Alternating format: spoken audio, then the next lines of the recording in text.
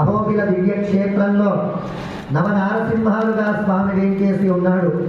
ఒకటి కాదు, రెండు కాదు, నవగ్రహ దోషాలని తొలగించడానికి స్వామి నవ రూపాలలో వేంచేసి ఉన్నాడు. నవ అంటే 9, నవ అంటే కొత్తది, రెండర్థాలు.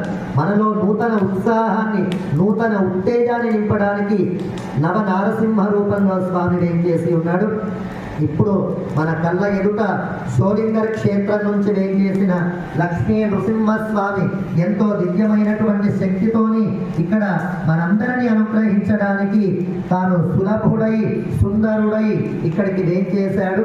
ఆ సుందర స్వరూపమైన నృసింహస్వామిని ఒకసారి మనమంతా స్మరిస్తూ ఓం నారసింహ వపుషే నమః చెప్పండి అంతా కూడా. ఓం నారసింహ వపుషే నమః.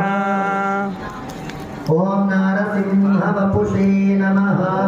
ఓం నారసింహ వపుషే నమః. జ్వాలా రూపంలో కూడా వేంచేసింది లక్ష్మీ నృసింహస్వామి.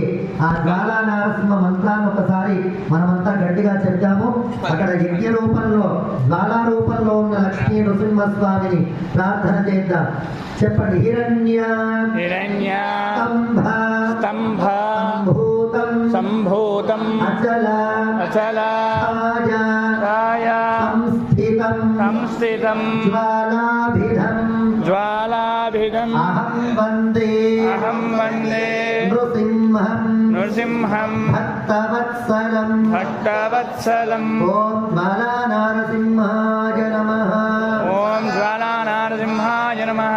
నవనారసింహ సహిత నవనారసింహ సహిత అహోబల అహోబల దివ్యక్షేత్ర దివ్యక్షేత్ర లక్ష్మీ నారసింహ లక్ష్మీ నారసింహ పరబ్రహ్మణే